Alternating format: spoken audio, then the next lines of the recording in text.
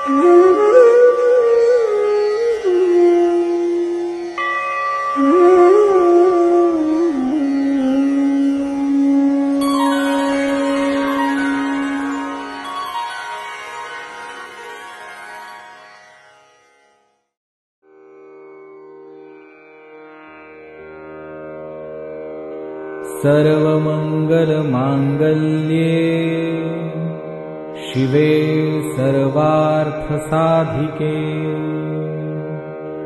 शरण्ये त्र्यम्बके गौरी नारायणी नमोऽस्तुते।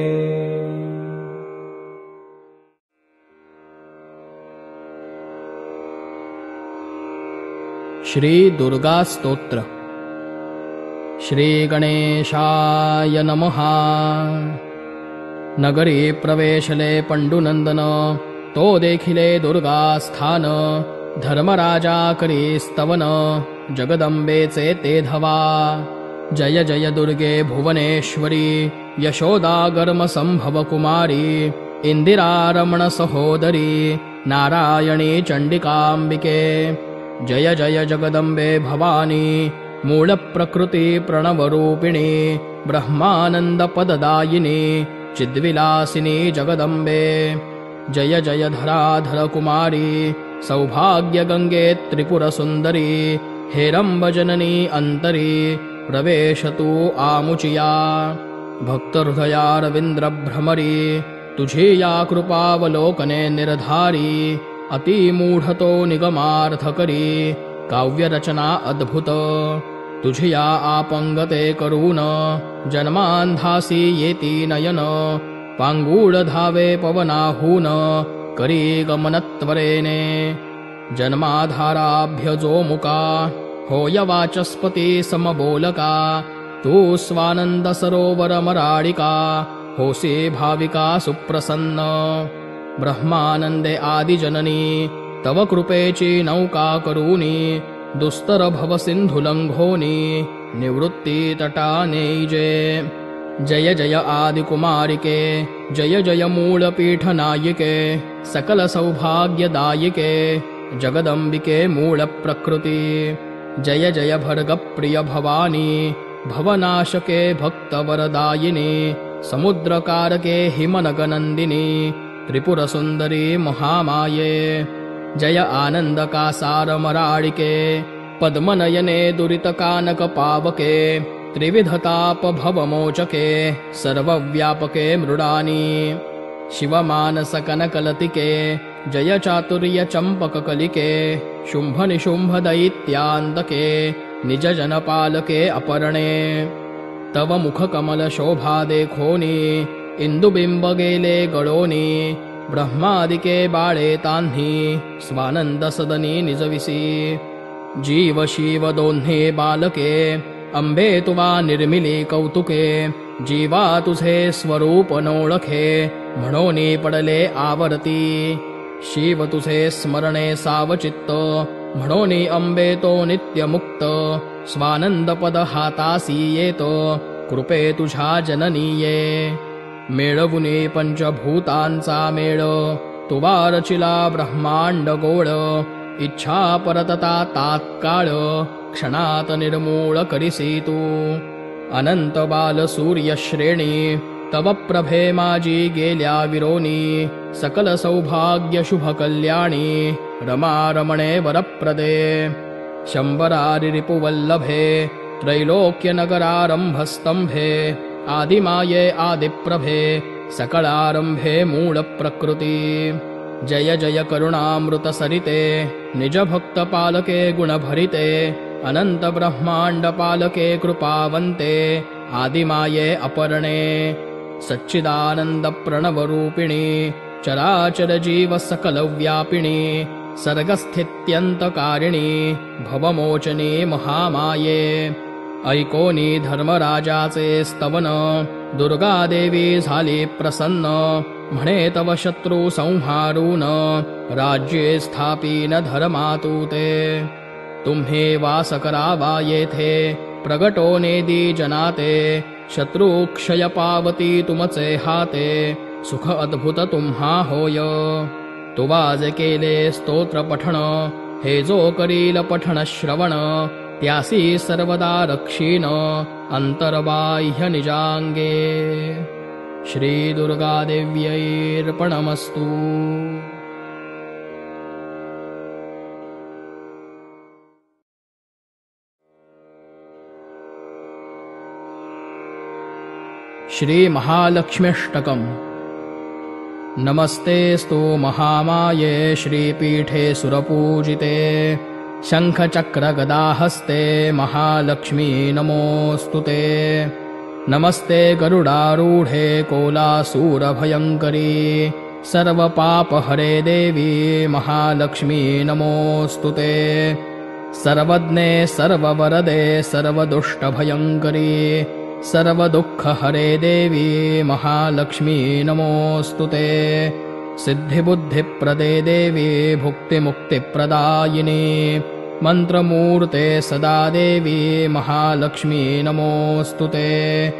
आद्यन्तरहिते देवी आद्यशक्तिमहेश्वरी, योगजे योगसम्भूते महालक्ष्मी नमोऽस्तुते. स्थूलसूक्ष्ममहारौद्रे महाशक्तिमहोदरे, महापापहरे देवी महालक्ष्मी नमोऽस्तुते. पद्मासनस्थिते देवी परब्रह्मस्वरूपिणी, परमेशे जगन्मातर महालक्ष्मी नमोऽस्तुते. श्वेताम्बरधरे देवी नानालङ्कारभूषिते, जगस्थिते जगन्मातर महालक्ष्मी नमोऽस्तुते. महालक्ष्म्यष्टकस्तोत्रं यः पठेद्भक्तिमान् नरः, सर्वसिद्धिमवाप्नोति राज्यं प्राप्नोति सर्वदा.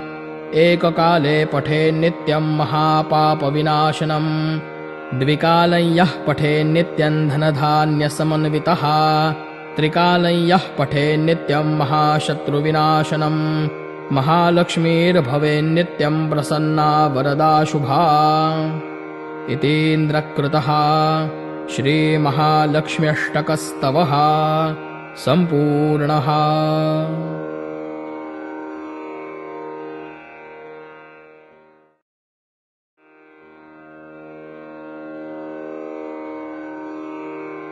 अथ श्रीसूक्त.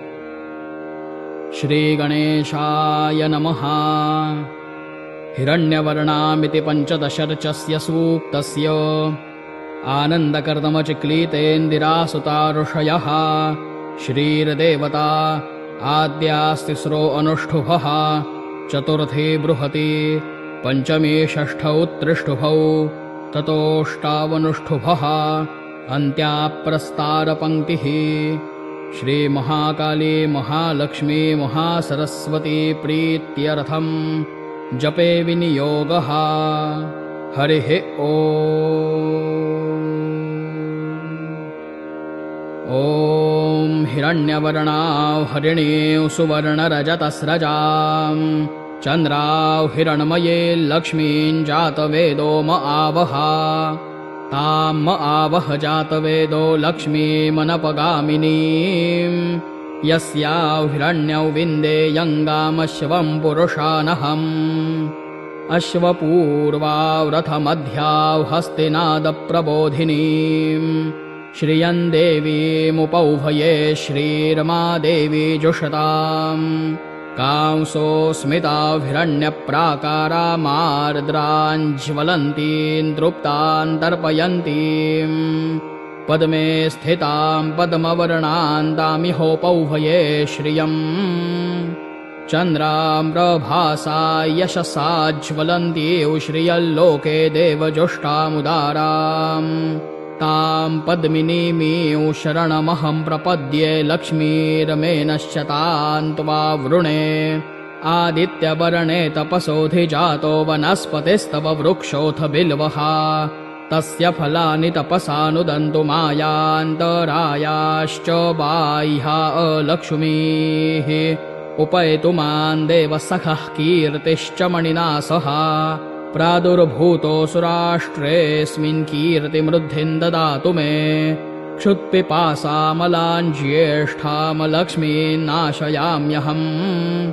अभूतिमसमृद्धिं च सर्वान् निर्णुद मे गृहात् गन्धद्वारान् दुराधर्षान् नित्यपुष्टाङ्करीषिणीम् ईश्वरीं सर्वभूतानां तामिहोपौभये श्रियम् मनसः काममाकूतिं वाचः सत्यमशीमहि पशूनारूपमन्नस्य मयश्रिश्रयतां यशः कर्दमेन प्रजा भूता मयि सम्भव कर्दमा श्रियं वासय मे कुले मातरं पद्ममालिनीम् आपस्रजन्तु स्निग्धानि चिक्लीतवस मे गृहे निच देवी मातरं श्रियं वासय मे कुले आर्द्रायः करणीयष्टिः सुवर्णां हेममालिनीम् सूर्यां हिरण्मये लक्ष्मीं जातवेदो म आवहा आर्द्रां पुष्करिणीं पुष्टिं पिङ्गलां पद्ममालिनीम्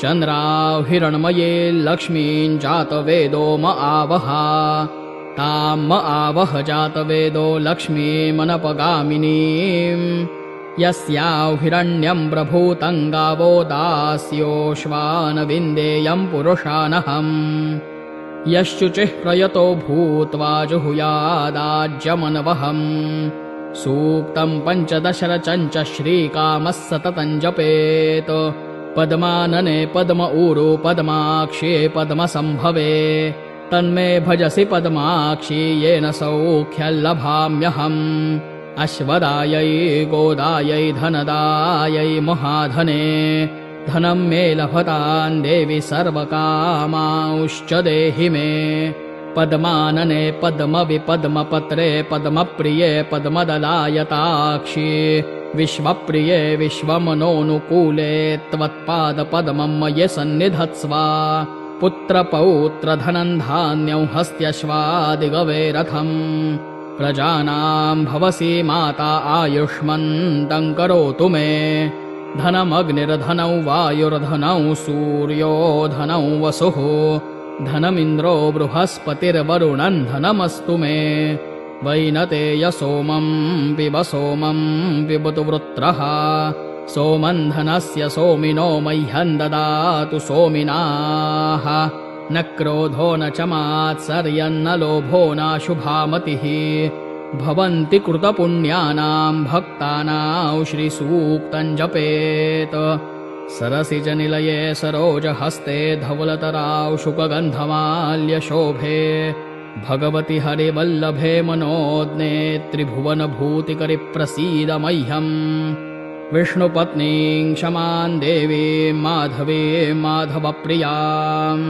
लक्ष्मीं प्रियसखीं देवीं नमाम्यच्युतवल्लभाम् महालक्ष्मी च विद्महे विष्णुपत्नी च धीमहि तन्नो लक्ष्मीः प्रचोदयात् श्रीर्वरचस्वमायुष्यमारोग्यमाविधात् शोभमानं महीयते धान्यं धनं पशुं बहुपुत्रलाभौ शतसंवत्सरं दीर्घमायुः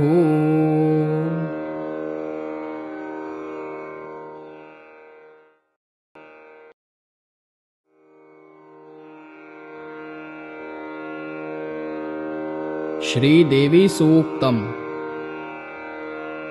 नमो देव्यै महादेव्यै शिवायै सततं नमः नमः प्रकृत्यै भद्रायै नियताः प्रणतास्मताम् रौद्रायै नमो नित्यायै गौर्यै धात्र्यै नमो नमः ज्योत्स्नायै चेन्दुरूपिण्यै सुखायै सततं नमः कल्याण्यै प्रणतां वृद्धै सिद्धै कूर्मो नमो नमः नैऋत्यै भूभृतां लक्ष्म्यै शर्वाण्यै ते नमो नमः दुर्गायै दुर्गपारायै सारायै सर्वकारिण्यै ख्यात्यै तथैव कृष्णायै धूम्रायै सततं नमः अतिसौम्यातिरौद्रायै नतास्तस्यै नमो नमः नमो जगत्प्रतिष्ठायै देव्यै कृत्यै नमो नमः या देवी सर्वभूतेषु विष्णुमायेति शब्दिता नमस्तस्यै नमस्तस्यै नमस्तस्यै नमो नमः। या देवी सर्वभूतेषु चेतनेत्यभिधीयते नमस्तस्यै नमस्तस्यै नमस्तस्यै नमो नमः। या देवी सर्वभूतेषु बुद्धिरूपेण संस्थिता नमस्तस्यै नमस्तस्यै नमस्तस्यै नमो नमः। या देवी सर्वभूतेषु निद्रारूपेण संस्थिता नमस्तस्यै नमस्तस्यै नमस्तस्यै नमो नमः। या देवी सर्वभूतेषु क्षुधारूपेण संस्थिता नमस्तस्यै नमस्तस्यै नमस्तस्यै नमो नमः। या देवी सर्वभूतेषु छायारूपेण संस्थिता नमस्तस्यै नमस्तस्यै नमस्तस्यै नमो नमः। या देवी सर्वभूतेषु शक्तिरूपेण संस्थिता नमस्तस्यै नमस्तस्यै नमस्तस्यै नमो नमः। या देवी सर्वभूतेषु तृष्णारूपेण संस्थिता नमस्तस्यै नमस्तस्यै नमस्तस्यै नमो नमः। या देवी सर्वभूतेषु क्षान्तिरूपेण संस्थिता नमस्तस्यै नमस्तस्यै नमस्तस्यै नमो नमः। या देवी सर्वभूतेषु जातिरूपेण संस्थिता नमस्तस्यै नमस्तस्यै नमस्तस्यै नमो नमः। या देवी सर्वभूतेषु लज्जारूपेण संस्थिता नमस्तस्यै नमस्तस्यै नमस्तस्यै नमो नमः।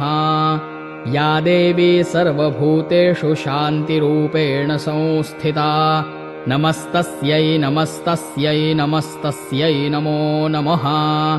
या देवी सर्वभूतेषु श्रद्धारूपेण संस्थिता नमस्तस्यै नमस्तस्यै नमस्तस्यै नमो नमः। या देवी सर्वभूतेषु कान्तिरूपेण संस्थिता नमस्तस्यै नमस्तस्यै नमस्तस्यै नमो नमः। या देवी सर्वभूतेषु लक्ष्मीरूपेण संस्थिता नमस्तस्यै नमस्तस्यै नमस्तस्यै नमो नमः। या देवी सर्वभूतेषु वृत्तिरूपेण संस्थिता नमस्तस्यै नमस्तस्यै नमस्तस्यै नमो नमः। या देवी सर्वभूतेषु स्मृतिरूपेण संस्थिता नमस्तस्यै नमस्तस्यै नमस्तस्यै नमो नमः। या देवी सर्वभूतेषु दयारूपेण संस्थिता नमस्तस्यै नमस्तस्यै नमस्तस्यै नमो नमः। या देवी सर्वभूतेषु तुष्टिरूपेण संस्थिता नमस्तस्यै नमस्तस्यै नमस्तस्यै नमो नमः। या देवी सर्वभूतेषु मातृरूपेण संस्थिता नमस्तस्यै नमस्तस्यै नमस्तस्यै नमो नमः। या देवी सर्वभूतेषु भ्रान्तिरूपेण संस्थिता नमस्तस्यै नमस्तस्यै नमस्तस्यै नमो नमः। इन्द्रियाणामधिष्ठात्री भूतानां चाखिलेषु या भूतेषु सततं तस्यै व्याप्तिदेव्यै नमो नमः। चितिरूपेण या कृत्स्नमेतद्व्याप्य स्थिता जगत् नमस्तस्यै नमस्तस्यै नमस्तस्यै नमो नमः।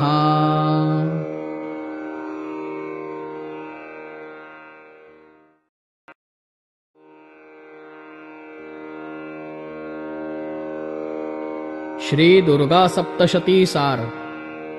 या माया मधुकैटभप्रमथनी या महिषोन्मूलिनी या धूम्रेक्षणचण्डमुण्डमथनी या रक्तबीजाशनी शक्तिशुम्भनिशुम्भदैत्यदलिनी या सिद्धिलक्ष्मीः परा सा चण्डी नवकोटिमूर्तिसहिता मां पातु विश्वेश्वरी। स्तुतासुरैः पूर्वमभीष्टसंश्रयात् तथा सुरेन्द्रेण दिनेषु सेविता करोतु सा नः शुभहेतुरीश्वरी शुभानि भद्राण्यभिहन्तु चापदः या साम्प्रतञ्चोद्धदैत्यतापितैरस्माभिरेषा च सुरैर्नमस्यते करोतु सा नः शुभहेतुरीश्वरी शुभानि भद्राण्यभिहन्तु चापदः या च स्मृता तत्क्षणमेव हन्ति नः सर्वापदो भक्तिविनम्रमूर्तिभिः करोतु सा नः शुभहेतुरीश्वरी शुभानि भद्राण्यभिहन्तु चापदः सर्वाबाधाप्रशमनं त्रैलोक्यस्याखिलेश्वरी एवमेतत्त्वया कार्यमस्मद्वैरिविनाशनम् सर्वमङ्गलमाङ्गल्ये शिवे सर्वार्थसाधिके शरण्ये त्र्यम्बके गौरी नारायणी नमोऽस्तु ते सृष्टिस्थितिविनाशानां शक्तिभूते सनातनी गुणाश्रये गुणमये नारायणी नमोऽस्तु ते शरणागतदीनार्तपरित्राणपरायणे सर्वस्यार्तिहरे देवी नारायणी नमोऽस्तु ते सर्वस्वरूपे सर्वेशे सर्वशक्तिसमन्विते भयेभ्यस्त्राहिनो देवी दुर्गे देवी नमोऽस्तु ते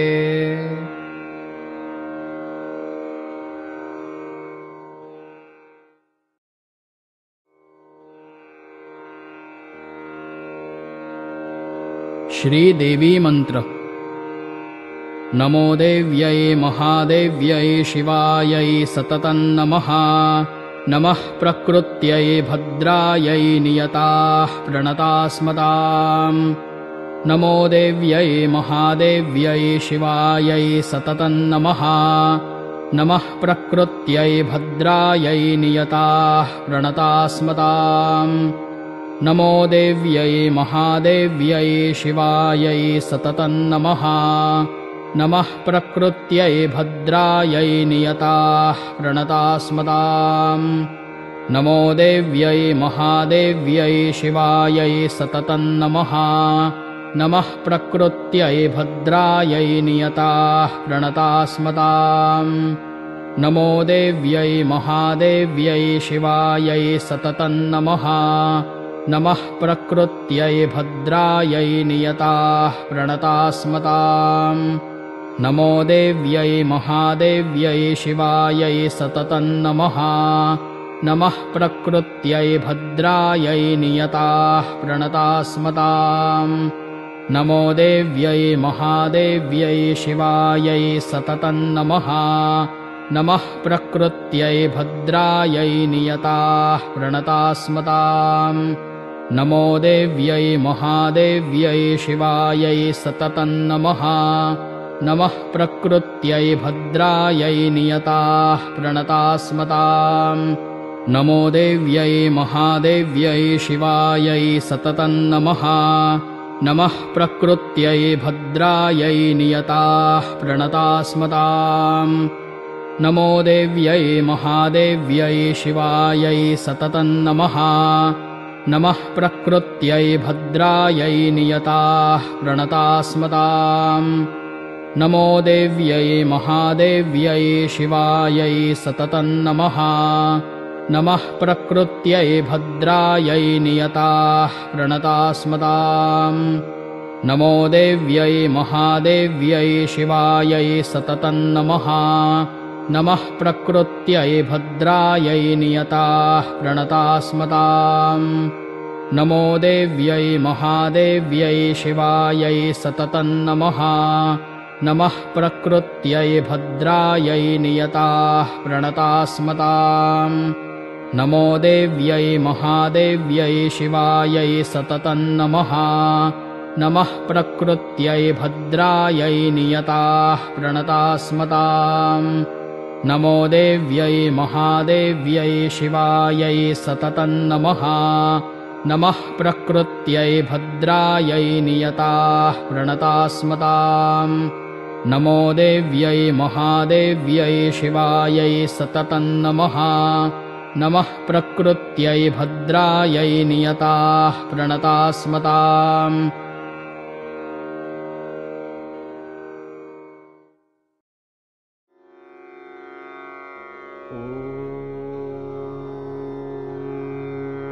श्रीदेवी अष्टोत्तर शतनामावली। ॐ आदिशक्तये नमः। ॐ महादेव्यै नमः। ॐ अम्बिकायै नमः। ॐ परमेश्वर्यै नमः। ॐ ईश्वर्यै नमः। ॐ अनीश्वर्यै नमः। ॐ योगिन्यै नमः। ॐ सर्वभूतेश्वर्यै नमः। ॐ जयायै नमः। ॐ विजयायै नमः। ॐ जयन्त्यै नमः। ॐ शाम्भव्यै नमः। ॐ शान्त्यै नमः। ॐ ब्राह्म्यै नमः। ॐ ब्रह्माण्डधारिण्यै नमः। ॐ महारूपायै नमः। ॐ महामायायै नमः। ॐ माहेश्वर्यै नमः। ॐ लोकरक्षिण्यै नमः। ॐ दुर्गायै नमः। ॐ दुर्गपारायै नमः। ॐ भक्तचिन्तामण्यै नमः। ॐ मृत्यै नमः। ॐ सिद्ध्यै नमः। ॐ मूर्त्यै नमः। ॐ सर्वसिद्धिप्रदायै नमः। ॐ मन्त्रमूर्त्यै नमः। ॐ महाकाल्यै नमः। ॐ सर्वमूर्तिस्वरूपिण्यै नमः। ॐ वेदमूर्त्यै नमः। ॐ वेदभूर्त्यै नमः। ॐ वेदान्तायै नमः। ॐ व्यवहारिण्यै नमः। ॐ अनघायै नमः। ॐ भगवत्यै नमः। ॐ रौद्रायै नमः। ॐ रुद्रस्वरूपिण्यै नमः। ॐ नारायण्यै नमः। ॐ नारसिंह्यै नमः। ॐ नागयज्ञोपवीतिन्यै नमः। ॐ शङ्खचक्रगदाधारिण्यै नमः। ॐ जटामुकुटशोभिन्यै नमः। ॐ अप्रमाणायै नमः। ॐ प्रमाणायै नमः। ॐ आदिमध्यावसानायै नमः। ॐ पुण्यदायै नमः। ॐ पुण्योपचारिण्यै नमः। ॐ पुण्यकीर्त्यै नमः। ॐ स्तुतायै नमः। ॐ विशालाक्ष्यै नमः। ॐ गम्भीरायै नमः। ॐ रूपान्वितायै नमः। ॐ कालरात्र्यै नमः। ॐ अनल्पासिद्ध्यै नमः। ॐ कमलायै नमः। ॐ पद्मवासिन्यै नमः। ॐ महासरस्वत्यै नमः। ॐ मनःसिद्धायै नमः। ॐ मनोयोगिन्यै नमः। ॐ मातङ्गिन्यै नमः। ॐ चण्डमुण्डचारिण्यै नमः। ॐ दैत्यदानववासिन्यै नमः। ॐ मेषज्योतिषायै नमः। ॐ परञ्ज्योतिषायै नमः। ॐ आत्मज्योतिषायै नमः। ॐ सर्वज्योतिःस्वरूपिण्यै नमः। ॐ सहस्रमूर्त्यै नमः। ॐ शर्वाण्यै नमः। ॐ सूर्यमूर्तिस्वरूपिण्यै नमः। ॐ आयुर्लक्ष्म्यै नमः। ॐ विद्यालक्ष्म्यै नमः। ॐ सर्वलक्ष्मीप्रदायै नमः। ॐ विचक्षणायै नमः। ॐ क्षीरार्णववासिन्यै नमः। ॐ वागीश्वर्यै नमः। ॐ वाक्सिद्धये नमः। ॐ अज्ञानज्ञानगोचरायै नमः। ॐ बलायै नमः। ॐ परमकल्याण्यै नमः। ॐ भानुमण्डलवासिन्यै नमः। ॐ अव्यक्तायै नमः। ॐ व्यक्तरूपायै नमः। ॐ अव्यक्तरूपायै नमः। ॐ अनन्तायै नमः। ॐ चन्द्रायै नमः। ॐ चन्द्रमण्डलवासिन्यै नमः।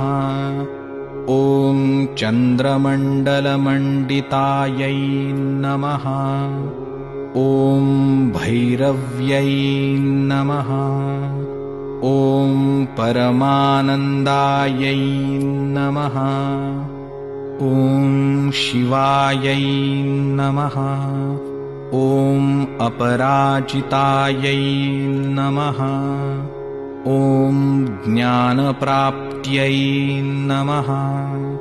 ॐ ज्ञानवत्यै नमः।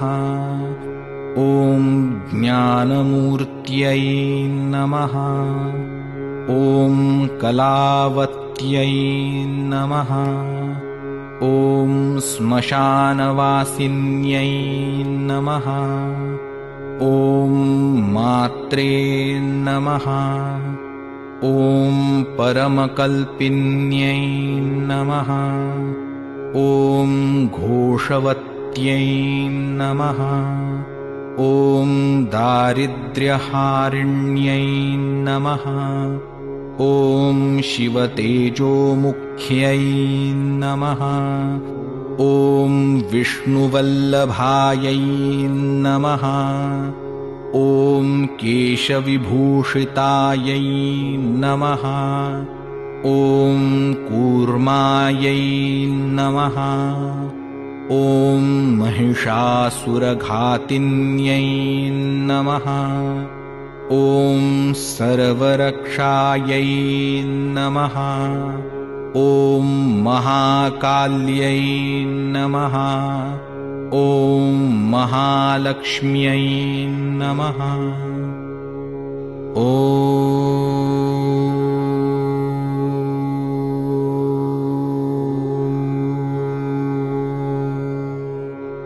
हरि ओम तत्सत्।